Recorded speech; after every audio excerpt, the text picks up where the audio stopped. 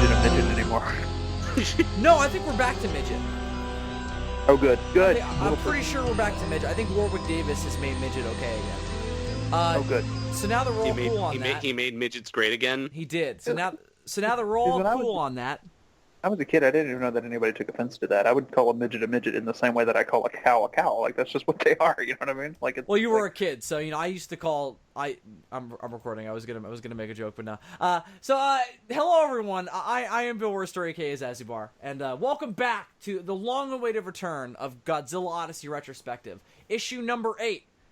We didn't double check that to confirm, so I'm gonna do just that now. But joining me, I of course have Dylan McCandless, Super DM64 of, he's always here. Hello, everybody.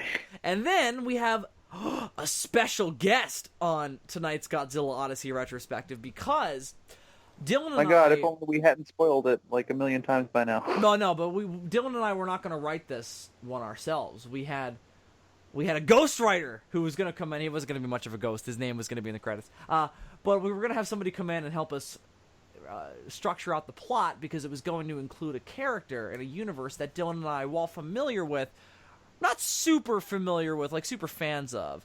Ladies and gentlemen, Andres Perez, Kaiju Noir, here to talk to us about the Ultraman franchise. Hello, people of the internet. So, what you do if you have your ghostwriter in the credits is you just put their name in a spooky font. Or we just have. Do I still get to have a flaming skull head? I was gonna say we'll just put the ghostwriter flaming skull behind you instead. So yeah, Andres is here.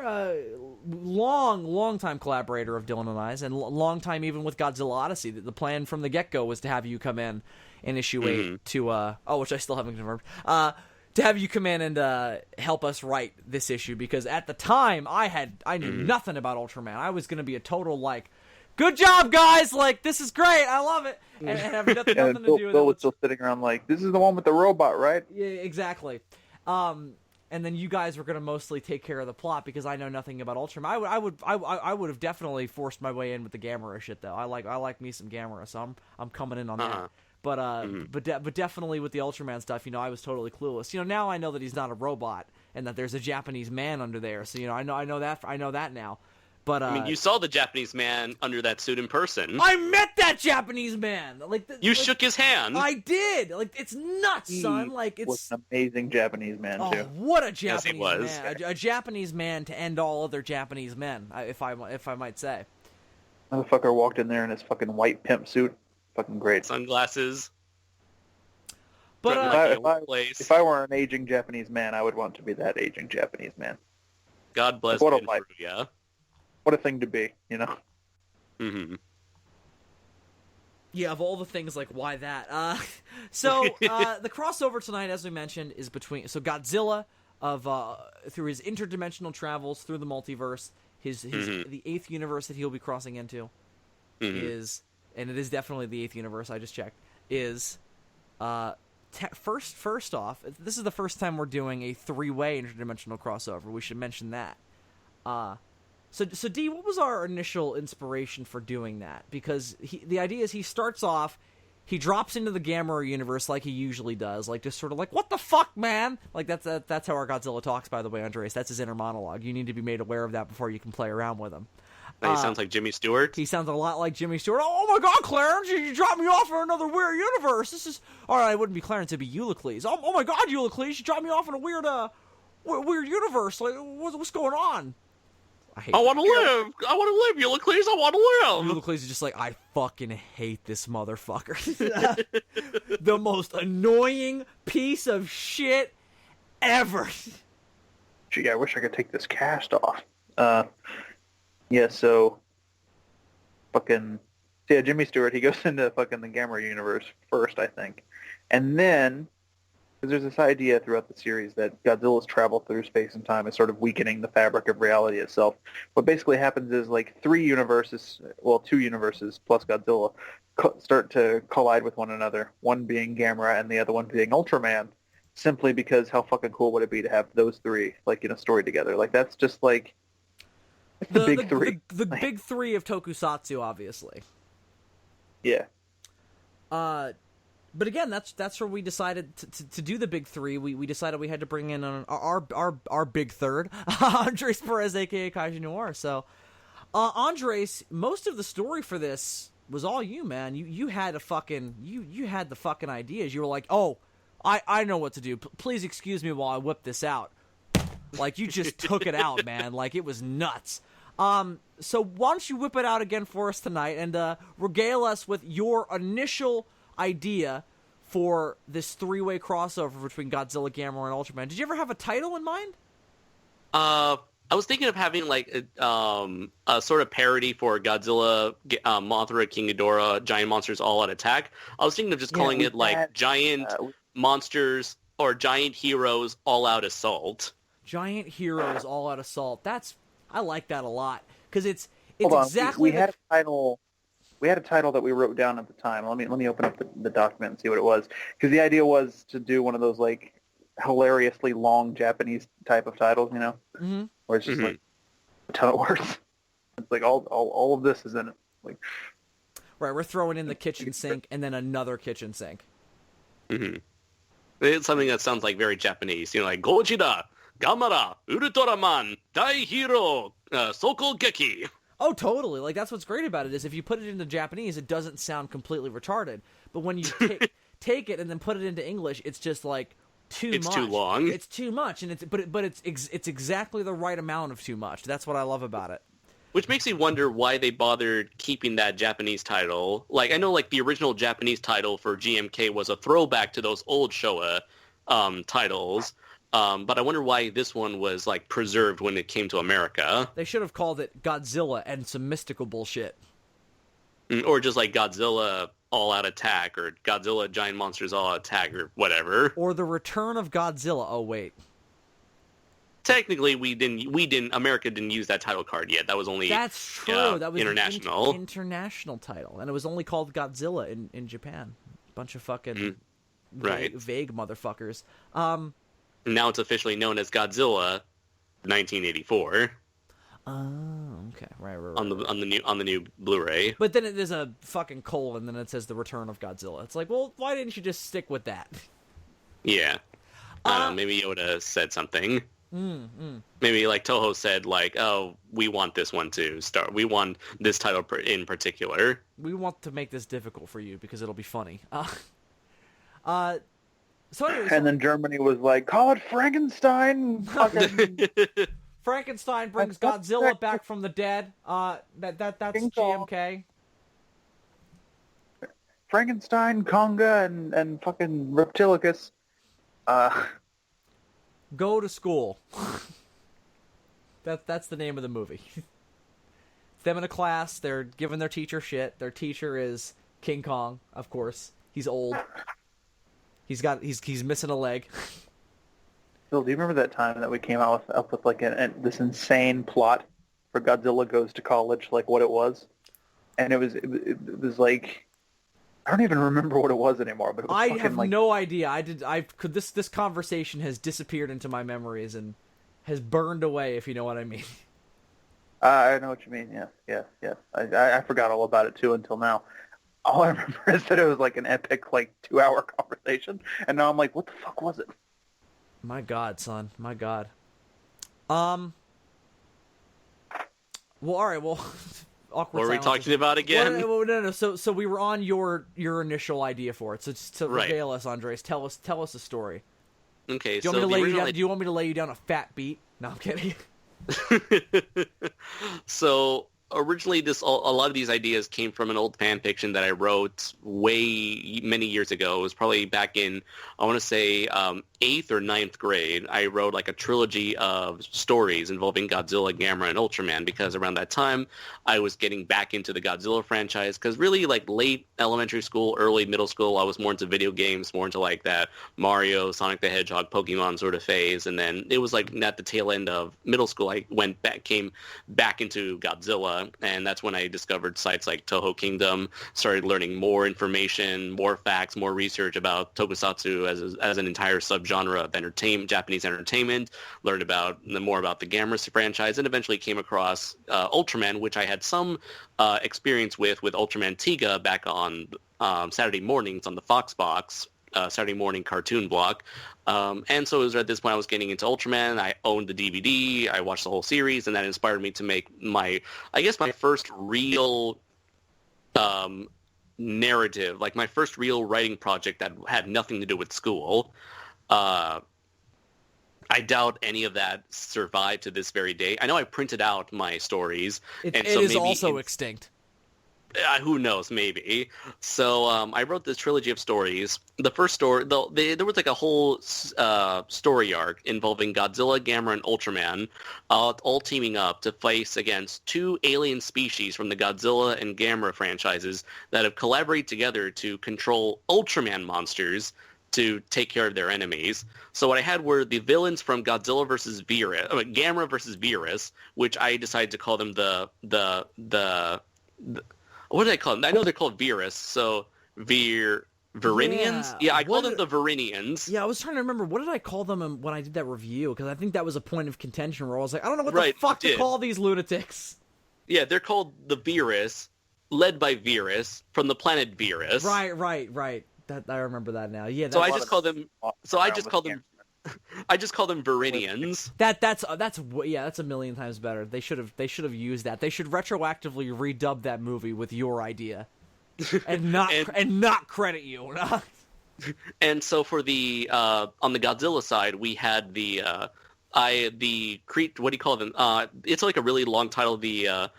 The Nebula Space Hunter M aliens, which I just called the Nebulans. The cockroaches. Right. So I had the squids and the cockroaches team up to have a very uneasy backstabbing reliance where they control monsters from the Ultraman. So it's like Godzilla aliens, Gamera aliens that control Ultraman monsters. Yeah, so I'm like using that is elements. Pretty brilliant. And in the end, the story ends with both sides backstabbing each other, end up killing one another as they end up creating a monster that was too great for them to control, which was King Ghidorah. Or was it King Ghidorah? Yeah, it was King Ghidorah, I believe. King Ghidorah grew out of control and ended up destroying those two. And it was funny, I had this idea where the Virinians and Nebulans end up placing bombs on each other's ships that end up like blowing each other up as Ghidorah was closing in on them. Oh, okay. So it's kind of like a very, yeah. Oh, no, go ahead.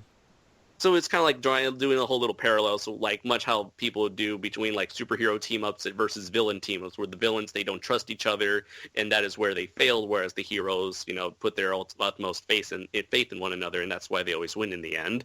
I was trying to play a little bit with those themes. But the center story was what I originally wanted to do used as the premise for Godzilla Odyssey. Now, for the second story, it was from the original story I had written. The Nebulans and Virinians had developed an army of monsters using because I used Ultraman monsters from the first story, in particular Gyaos, Zeton, and who was the third monster? I want to say it was Bolton. Maybe it was Bolton, Zeton, and Gyaos. But for this second story, I decided to use Godzilla and Gamera monsters, and I want to deal with the idea of swarms. So for Godzilla side, I had a swarm of Mega Nulons led by Mega Gyaos, and for the Gamera franchise, I wanted to use a swarm of Gyaos as a callback to the ending of Gamera 3. And I want to incorporate the two-headed Neo Gyaos, which was from the PlayStation 1 video game Gamera 2000. And so I remember that. So eventually it would just be the story of just Gamera, Godzilla, and Ultraman just dealing with two giant swarms from their own pasts. And eventually at the very end, Ultraman would then utilize Call for Help and would eventually be assisted by Ultra 7 to help out the trio in their time of need. Or maybe, I'm not sure if I used Ultra 7 by himself or like if I used the entire Ultra Brothers themselves. And that's something I guess we can discuss today, of whether or not we want to include any more of the Ultra Brothers. Because at this time, because it's kind of weird, when I was developing the story in my mind, I was kind of envisioning my Godzilla is kind of like mostly based on the Showa version. My Gamera was based on the Heisei version. And Ultraman is obviously based on the only version of Ultraman that exists. However, I still kind of kept it in a very Heisei late 90s era tone or like time period. Similar to like Heisei Godzilla, Heisei Gamera. And what's weird is that even though some future Ultraman stories would say that the events of the original Ultraman took place in the time period that it was made, the future year of 1966, I think there may have been an episode of Ultraman that stated that the show took place in 1999. But wow. many shows in the future would contradict that, especially when you would have like a later Showa Ultraman series called Ultraman 80 take place in 1980. And that references But the everybody original. remembers. But everybody remembers. Right, Ultraman. it's in continuity with the original. Yeah. Yeah. Is Ultraman 80 By the any way- good? I don't know, but I like the premise of Ultraman 80 because Ultraman 80, the main protagonist, he has a human form, just like Ultra 7, instead of a human host. And this human form of Ultraman 80, he is actually a part-time elementary school teacher. So a lot of his shenanigans and antics deal with him and his students while he's saving the world at the same time. Oh, okay, that's kind of interesting. And there's a Potentially really annoying, but also interesting. Right. And there's a really nice What I find tribute. interesting about Ultraman 80 is that his design is kind of different from other Ultramen. Yeah. Just giant swinging cock, right? Like they finally were like, we're gonna do it. We're gonna do what fans have been waiting for a long time. We're just gonna. He doesn't have the Ultraman beak. He's got like a well-defined nose and mouth. He's That's got like a much creepy. more. He's got got like a this, much like, more he always gives me a human-like Pinocchio vibe from him. That's really creepy. He just looks like fucking Bicentennial Man. Kind of, yeah. Oh, that's really creepy. That's not good. Like that's creepy as fuck. Well, all right, we got a couple of things we got to reconcile here with this here tale. So By the way, I pulled up the rough notes for Godzilla Odyssey and the working title that we had written down at the time, and I love this just because of how fucking long it is Godzilla, Gamera, and Ultraman, dimensional battle for the fate of planet Earth. Oh, Exclamation. you and I came up with that. Yeah.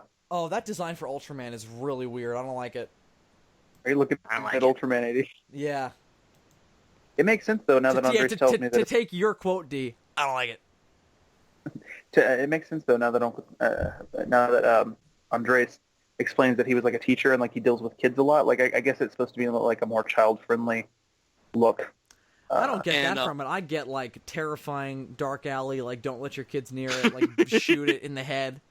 It's interesting. There seems to be quite a bit of genetic variability amongst these Ultramen because most of them kind of have that sort of that beak-like face that we see on the original Ultraman. But then you've got like fucking like stuff like Taro and Ultra 7 where they have like the more like complicated like armor and shit. And then you have like fucking like Leo who has the really he's got a really unique design too. Like he's got this weird like head crest thing and he's much more like kung fu looking. Like it's bizarre. I did want to bring up before we move on. That there was a really nice tribute episode in the 2006 Ultraman series, Ultraman Mebius. Ultraman Mebius was like a return to the Showa continuity, and so Ultraman Mebius would have the older Showa Ultraman like make guest appearances every now and then. And there was a tribute episode to Ultraman 80 where Ultraman 80, who returns and is back in his human form, he meets those students who are now all adults, and they have this great big like class of 1980 reunion for him. It was a very touching moment. All really big. They're just horrible drug addicts and like rapists and shit, criminals. It takes place in a prison and also a rehab. It doubles as a prison rehab. Very tragic, dark episode of Ultraman. Why'd you gotta go Andres. there, Bill? I'm kidding. Relax. It's the audience loves it. You don't know. It's great. So Pull up link Bill a picture of the Ultra King. Let's see how he reacts to that weirdness. all right. Well, Supposedly- before we fall down any more rabbit holes, Here's the first thing. Yeah. So the idea is basically it's Godzilla, Gamera, Ultraman 66? Yes. Okay. But so set in that time period, his original run. Yes. Yeah. Oh, yeah. In the middle of his run. That's why I didn't know whether if you want to incorporate other Ultraman into this original run. Despite that, in his original run, he was like all by himself. Don't you think we should just leave it as that, just for simplicity's sake? We've got a lot of characters. I think so. Yeah, that's true. Yeah. And for the sake of simplicity, when I'm adapting my old fan fiction ideas into this story, I only want to focus on the Gyaos, because my original idea was, I'm not sure if you want to focus on Godzilla and Gamera meeting each other, because the idea I had was... That should be in there. Okay. So I'm thinking we had Godzilla and Gamera end up fighting each other, and for whatever reason, the Gyaos swarm show up, and through Godzilla's trans-dimensional transport, his shtick of, topping through time, he, I guess, forcefully takes Gamera and the Gyaos with him, because he's like, I'm not done with you motherfuckers yet. I'm not done with you. I want to make sure you are fucking dead, son. And so he ends up during their fight, actually, during his and Gamera's fight, he ends up teleporting, not himself, but I imagine he is spreading his trans-dimensional energy around him, so all the creatures around him are teleporting first before finally Godzilla and Gamera, so which would lead to what the idea is throughout the entirety of the series, the reason that the hierarchy want to put a stop to all this dimension hopping nonsense is that you're not supposed to do it, and it fucks shit up. So the idea is, I describe it in the I think in the Dragon Ball Z episode, I described it as every time he travels from a universe to another, he's like a fucking cannonball, wrecking through the walls that hold everything together. And so there's all this damage happening in the fabric of reality. And so it's not even so much a matter of him teleporting himself and a whole bunch of other monsters to a third universe. It's he's done so much damage to the multiverse that the Gamera and Ultraman versions of Earth are colliding in this weird kind of Mandela effect sort of way, where they wind up in this weird sort of mishmash universe where they both just exist and are a thing. You know what I mean? The way I thought about it is that he was supposed to go to both, but he accidentally went to both at the same time because he's been cannonballing through these worlds, like Dylan said. But also, I think we should also incorporate the fact that Ulysses is in trouble with the hierarchy at this point in the story. Because right now he's in trial right now, at this point for not doing anything or anything effective. What it was is he stepped in and helped Godzilla escape from Gamera. Right. Right. So I forgot about that. I forgot about that part, because at that point he was okay. Right. That was months ago now. I can't even remember. So he's in prison for that. So here's the thing I always loved about this idea of crossing these three universes over. Picture this with me. You got Godzilla, he's fighting Gamera or whatever. Suddenly, swarm of Gyaos show up, like Andres is saying. Now you've got Godzilla and Ultraman back to back fighting off a swarm of fucking Gyaos. And the reader at this point is like, oh, this is so great. This is the crossover I've always wanted to see. Holy fuck, what else could fucking happen? And then fucking Ultraman just bursts in. So, you just fucking hear Shwatch! And it's like, oh shit! Yeah. Well, I think there should definitely be a moment where we all realize, oh shit, something's gone down. I think what we should do is we should just have a big crack that opens up, and they all just sort of transport there. Like Andres, what you said is fine. They all just they just sort of go through, and then they're in the other city. I think that what should happen though is they're in Gamera's Tokyo, and they just sort of end up in exactly the same spot in Ultraman's Tokyo in 1966. Not that that's in any way been a consistent factor prior, the location is the same, it's just you're shifting in time and universe. No. It's always been he's moving through time and space. But this is different. He's not being picked up by the force that's been dragging him through these universes. This is an accident. This is some shit that has gone awry. I think what we should also explain is that the reason that this has happened is because the hierarchy are in turmoil right now after what Ulysses did. So they're not keeping an eye on shit. And that's partially why this has happened, so we can give them a little bit of the blame, so they're not all goody two-shoes in all this. That now they're all preoccupied with their own bullshit. And I think what you do is, for a human cast in this story, you just use the Science Patrol. Because out of these three franchises... Yeah, you don't need anybody except them. Out of these three franchises, Ultraman has the best supporting cast, because they're there for the entirety of the story, whereas Godzilla and Gamera, they have new human casts every movie. Except maybe Ultraman, sorry, go ahead. Some carryovers here and there, and especially in the Heisei when Asagi. Yeah. When continuity became a thing. But the Science Patrol, you have this whole team of interesting characters, and I think what happens is fucking Godzilla and Gamera, all of a sudden that universe is colliding with the Ultraman universe, and they don't really know what's going on, and the Science Patrol doesn't really know what's going on, but all of a sudden the Science Patrol just sees these two fucking new monsters they've never seen, and they're like, we got to do something about this.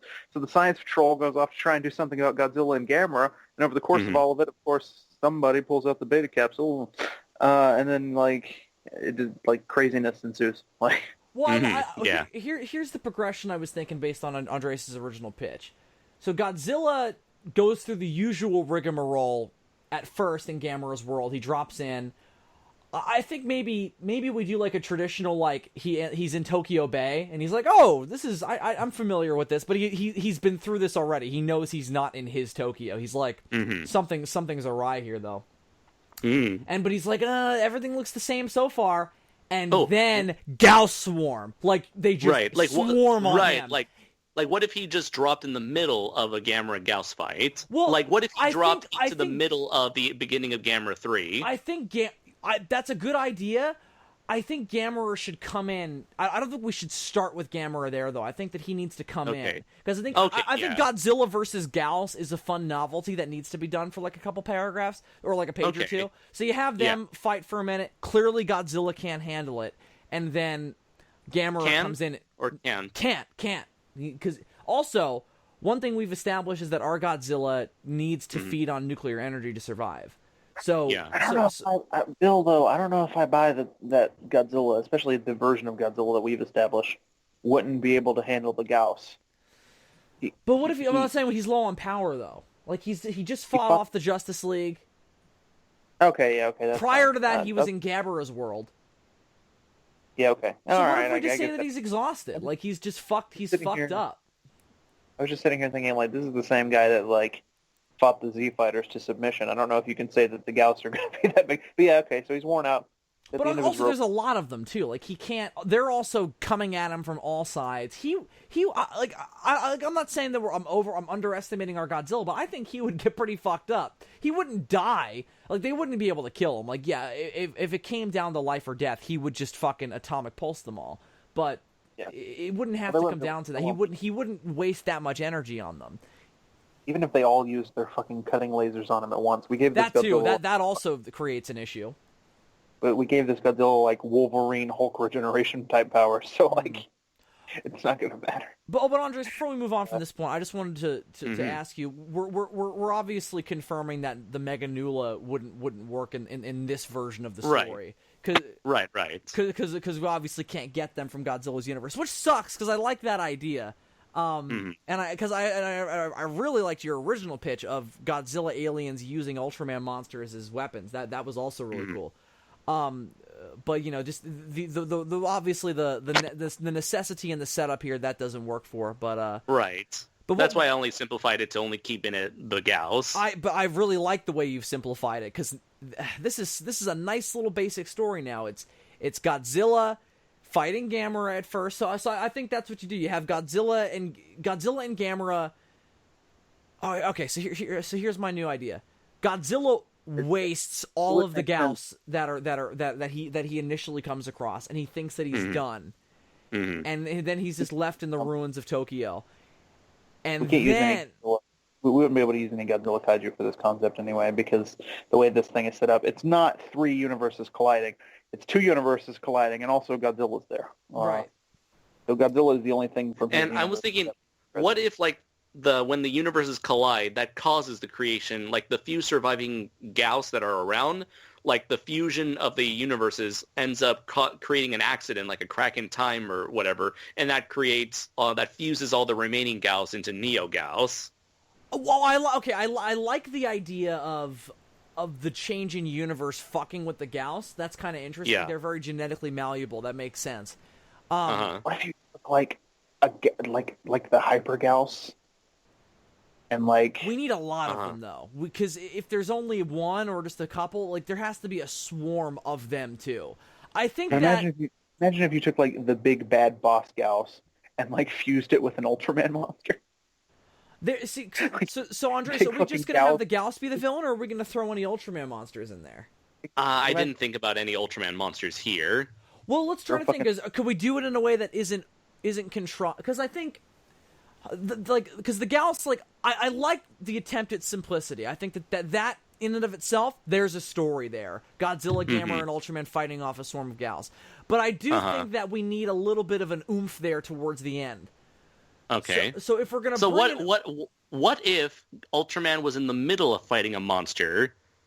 Okay, and that works. monster, and then when the fusion happens, that monster that Ultraman was fighting got involved somehow. What if the Ultraman monster? Okay, so here's what we do. I think. So Godzilla initially fucks up all the Gyaos that he encounters. Gamera shows up. They fight for a minute. Things are not going well for either of them, but they're kind of evenly matched. Then, like 100 times as many Gyaos as Godzilla initially fought off swarm on Tokyo. Nobody knows why. Just presuming that whatever was happening in Gamera 3 is kind of still happening. Right. And then they kind of immediately decide, all right, we're going to go back to back. That's the sort of direction we're going in, and then not long after, like a page later, the big crack in the universe happens, and all of a sudden we're in Ultraman's Tokyo. And then we have maybe a couple of the Gyaos like sort of genetically turn into goop and mix together, and then you have Hyper Gyaos. So then maybe there's Neo Gyaos. Neo Gyaos, sorry. This Hyper Gyaos, that's like the dark colored Gyaos you see in Gamera 3. Yeah. That's those. The more Rodan looking ones. Andres, what if all of this interrupts the final episode of Ultraman 66 and we get a fucking... I would like if all of that just sort of dropped on top of Ultraman and the other monster, because we don't need Ultraman to come in later like Gamera did. We already played that trick. So I like the idea of them literally just being dropped on top of an already existing Ultraman moment. Like, should we because Ultraman already has a cast of characters and a situation going on, do you want to like flip over to Ultraman's universe and see what he's doing up until the crack in time occurs? Nah. I don't. We don't need to see that. I like the idea of it literally, maybe like a couple of seconds prior. So maybe we cut to. All right, I'll grant you that. Maybe that does work a little bit. So what if we cut to like? But by the way, we're all just brainstorming here. So there is no like your idea is shit. Fuck that. It's all just sort of like, oh, I'm gonna take that and I'm gonna do this with it. So so maybe like right when the crack in time happens, we're in Gamera's Tokyo. All of them disappear. Then we cut to different Tokyo. We cut to the Science Patrol. They're watching an Ultraman fight, and they're like, "Oh man, this is not going well for Ultraman. Good thing he's nobody we know, right?" And then you just have a big fucking hole open up in the sky, and Godzilla, Gamera, and all the Gyaos come through, and they're just like, "Oh wow, I really hope Ultraman is nobody we know now." I think that would be kind of fun. So I think that is a good idea. This is what I'm picturing. You take the final episode of Ultraman 66, where Ultraman is fighting Zeton. Then all this interdimensional shit happens. And then at some point, we get a Gyaos-Zeton fusion. Yeah, that's what I was building to. You have them genetically turn into goop and mix together.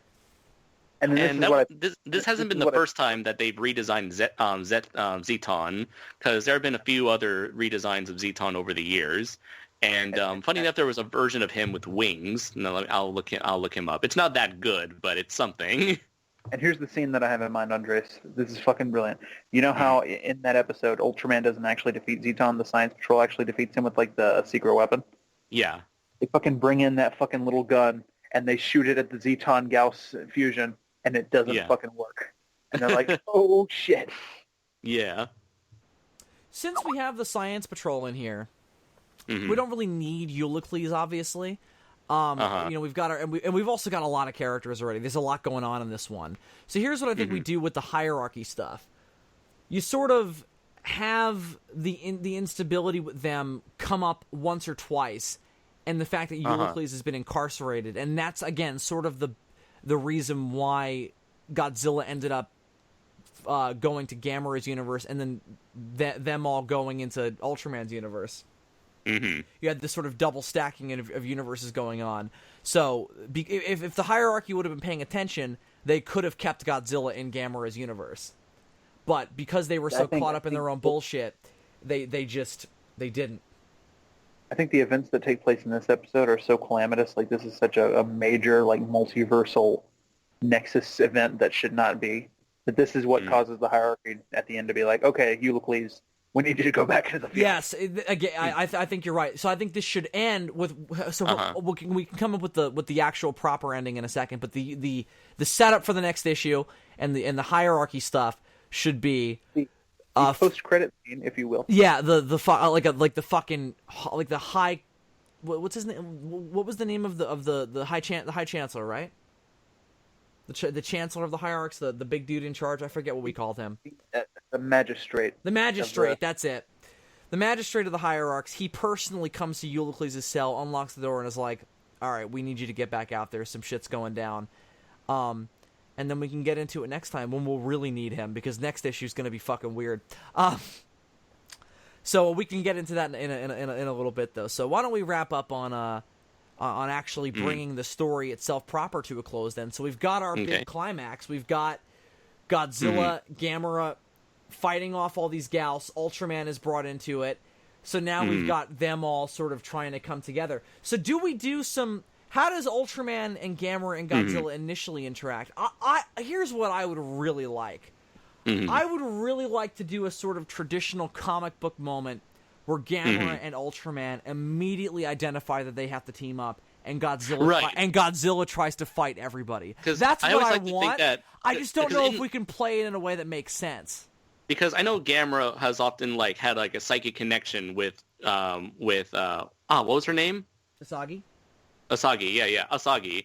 And so what if he were to do the same thing but with Ultraman? And with Ultraman, it's a much more powerful psychic connection, because I've always assumed that Ultraman, because they don't have moving mouths, I always thought that they communicated with each other telepathically. Well, that's how he communicates with Hayata, no? Right, yeah, Well, he's in his fucking head, so yeah, that's... Yeah, he literally exists in his head. So what if Gamera was able to create a much more stronger psychic bond with Ultraman? I think that would be great. I would love that.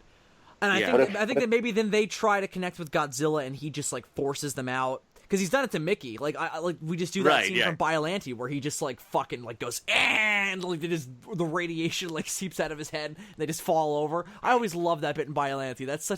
That is one of the most badass but subtly badass things Godzilla has ever done. A girl with very clear psychic abilities tried to read his mind, and he was like, "Fuck off, bitch. No, thank you." And then he just advances on a city. That's why I love Biollante so much. Anyway, what if Gamera witnesses Ultraman save a child?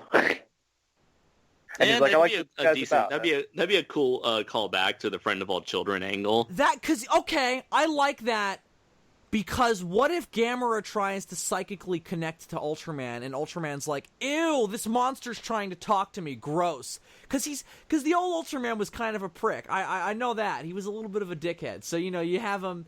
You have him sort of have this sort of prejudice against things that look slimy and scaly, where he instantly assumes that Gamera is a bad guy, and he has to prove himself. So I think that would be kind of interesting. And then Godzilla's not doing himself any favors, obviously. He's just sort of picking fights with anybody. Yeah, exactly. But Godzilla doesn't care. Ultraman's got no chance against Godzilla. This version anyway. Well, no, that's not fair. This version, I think you're right. Probably. Well, the Showa version, I have no doubt that Ultraman could probably kill the Showa Godzilla. Depending on the movie. Godzilla fights through so much shit in Terror of Mechagodzilla that I think at that point... maybe not kill. Maybe that's overkill. I don't know. This doesn't matter. Why are we talking about this? If we're talking sea monster Godzilla, sure. That was the one that he did kill in the show, so that's true. True. But But yeah, no, I don't know. I think that I imagine the Ultraman and Gamera could probably both do enough damage to Godzilla that it would be an issue for him, especially if he's in a weakened state, like we're saying.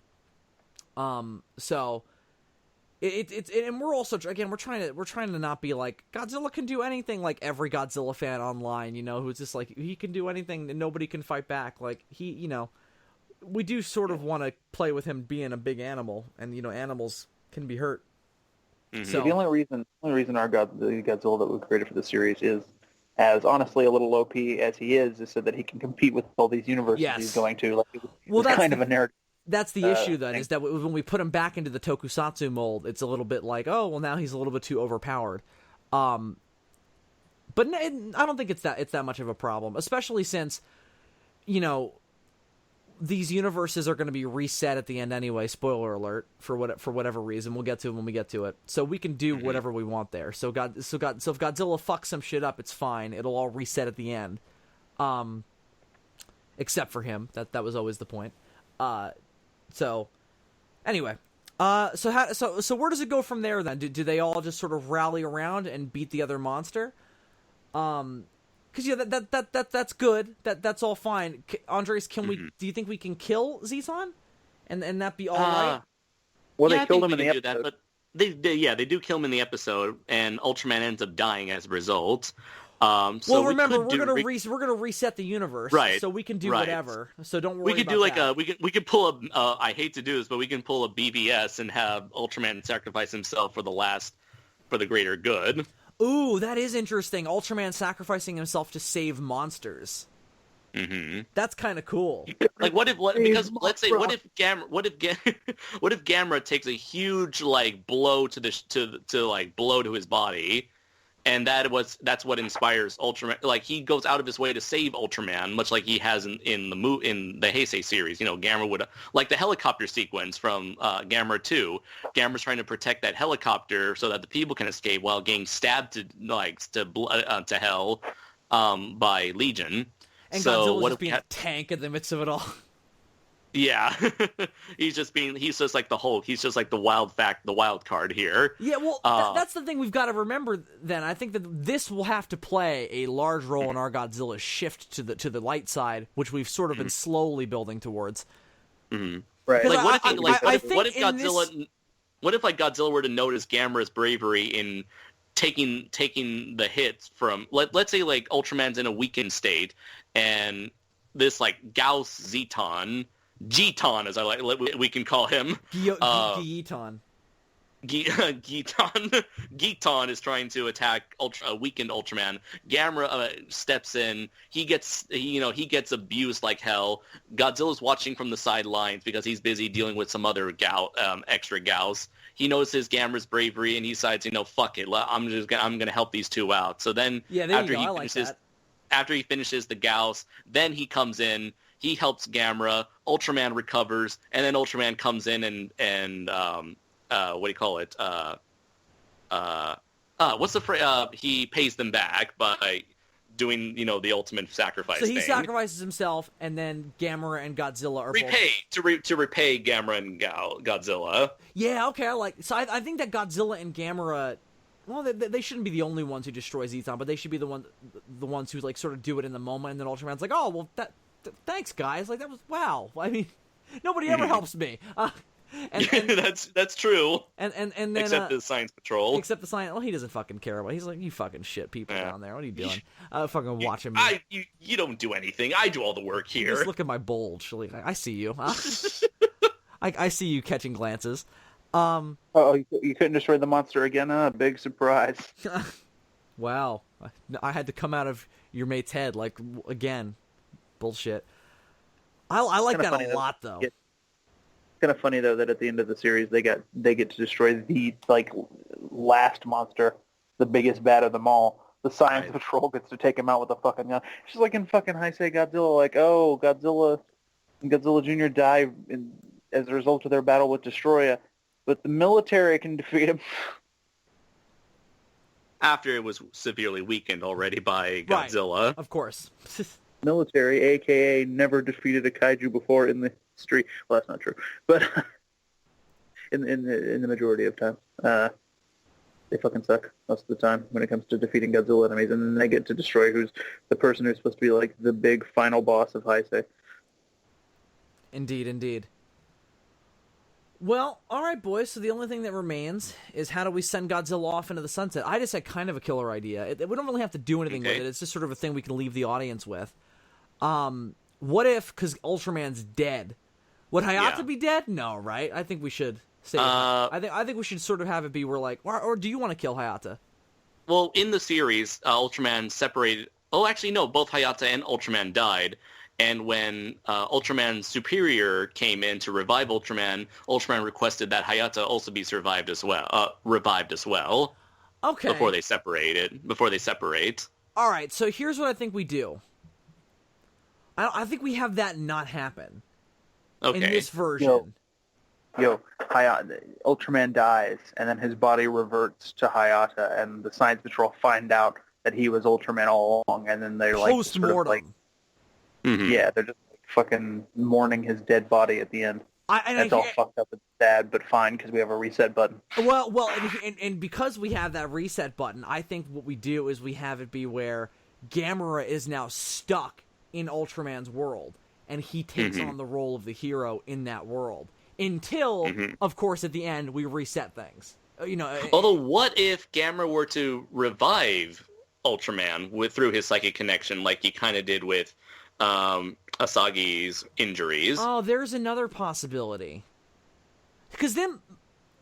I don't know, D, what do you think? Be the tiebreaker here. Because I really like the idea of Gamera filling Ultraman's shoes, and then we switch... and then in the 12th issue, we can have like a little cutback where we revert things back to normal, and we see like Gamera fighting like one of the Ultra 7 villains or some shit. Oh, okay, yeah. Like King Joe or something. Yeah, it was one of those names that I don't know. The one that's blood blew up in that clip that I saw. That was badass. Oh, El King. Yeah, El he King. could fight El King. I know El King. Wow, look at me. Gamera versus El King. That would be like the sickest shit ever. I do kind of like the idea of like ending the story with like, oh, Ultraman's dead. That's fucked up. And now Gamera has been assigned stewardship of this like weird amalgam universe that's just like the Ultraman and Gamera universes smushed together. I think that's really cool. And then or like even if Gamera doesn't give if Gamera doesn't revive Ultraman, what if Gamera at least like imparts some of his energy to Ultraman, because Ultraman has a time limit. So during that resting period for Ultraman, he gets a small boost of power from Gamera. Like during the final fight, you mean? Yeah. Like you have got. Actually, no, I'm not. Maybe not, because Godzilla and Gamera, they'd be too busy fighting Giton. I don't think any of them would have power to spare either, because they're all insanely like they're like the point of why you set it up that way clearly is to go all three of these guys they gotta be on their A game, because this is not like some basic shit. Right. They're fighting like thousands of Gyaos, as well as now maybe not thousands, like maybe that's a little much. But let's say hundreds certainly. And and then they're also now being genetically mutated by the change in universe, and they're all being mixed with this other monster. So I think that the stakes there are gonna make it all that they're sort of on their last legs, and that's why they have to help each other in the physical sense as opposed to passing energy off. Although I would kind of like it. No, it's dumb. I don't want to see that. We see that in too many stuff. The whole like they all fire their beams next to each other at the same time. I was actually thinking of that as well. You know what though? I don't want it, because Ultraman does it quite a lot. Okay. So all right, we'll throw it in as a reference. I was only gonna say no because Age of Ultron did it. I didn't like it in that. Also, really, I was okay with it in the theater. I kept watching it and I'm like, this is a Power Rangers thing. Your problem is? I don't know. I don't know. I get why it's a stupid nitpick, but I think it's just overdone. You're talking about like a group Kamehameha kind of thing? Yeah, that's exactly what I'm thinking. See, Goku's Kamehameha, like that was a big moment. Like that makes sense. The father-son Kamehameha. Here's the thing though, Bill. I would say don't do it, because we kind of need that to happen Andres, yeah, we can't do it in this. Okay. That's another good point. Yeah, because we have to save that. Or the finale, wink, wink, nudge, nudge. Yeah. All right. Sorry, Andres, you lose. The finally. I'm fucking with you. Dude, it would be great if at some point down the line we could like tell some stories that happened during, because obviously between this issue and the end, there's going to be this weird amalgam universe existing where it's Gamera existing in like a mishup Gamera Ultraman universe. Well, I know, but I thought we were pretty clear it was Gamera and Gyaos going into Ultraman's world. No, because that's not the idea, man. The idea is that like Godzilla has ruined the fabric of reality to the point where now like whole universes are just like fucking being fucked fusing up with each other. So okay, so what does it look like though? Is it like half? So is it like half Tokyo Gamera's world and half Ultraman's? I like that. I gotta see it in my head. So it's like half Ultraman's Tokyo, half modern Tokyo, half Showa Tokyo. I like that a lot. Okay, so what if the Earth is literally really split in half? Like we see it from space at one point. Like it's literally like the. So let's say like the West is all like modern, and then the East is all like past. Imagine if after the fusion happens, like fucking Asagi joins the Science Patrol, and instead of like a dude activating a beta capsule whenever there's a monster attack, she calls Gamera. She uses Oh, I like this a lot. I'm so into this. Yes. Okay. Totally. I'm so in. And you could have other Ultramen in there, like, interacting with Gamera, because it's a fucking amalgam universe where all this shit exists together. Fucking Ultra 7 and Zafi and all those motherfuckers could be fucking hanging out with Gamera and chilling and doing shit. Like, I like this a lot. He becomes like an unofficial Ultra brother. Well, and again, we're always going to reset it at the end, so I like this a lot. Yeah, you two ought to get together and rewrite Ultra 7 with Gamera as the lead. Wow. That'd be pretty dope. All right. So, guys, I think the only thing then that remains to be settled is just where I think then what happens is just Godzilla just gets pulled out at that point. Like, he just sort of gets whipped out. Gamera's left there, and he's like, well, now what am I going to do? And then we have all the... maybe Asagi is there. If it's the Gamera world and the Ultraman world, maybe Asagi should be there. Uh-huh. And I don't think she should come in. I don't think she should come in until we're with the Science Patrol in the story, though. Like towards the beginning of the Ultraman stuff. Like she sort of wanders over and is like, "Isn't it weird that there are two Tokyos now?" Right. Godzilla gets pulled onto his next adventure, leaving the citizens of these two universes to sort all this shit the fuck out. Yeah, I like that a lot. Yeah, that's pretty great. Everything sucks now. Like it's just this weird universe. Like there are Zeton Gauses and like weird shit like that. Well, no, I think they're all dead. I think that we should just have it be that it's just the remaining sort of like future threat of the Ultraman space stuff. What if you like fused other Ultraman Gamera monsters for like? Well, yeah, because they would still be there. The only thing is like we're basing this in like sort of the Heisei era where we don't know what Gamera would have fought after that, but. We could do like Heisei versions of Barugan and like Virus and shit. Andres, you could literally do your fanfiction story from earlier just without Godzilla. Imagine a fucking fusion between like Ella King and like Guiron. Yeah, well, I'm saying Andres, you get like a couple of Gamera, like the Virus aliens come to Earth and they're like, well, what the fuck happened here? And then the fucking like maybe some Ultra 7 villains come and they're like, oh, what happened here? And they all just sort of come together to fuck with their shit. Right. Yeah. What if you have like a fucking like war between the Virus aliens and the Ultra men?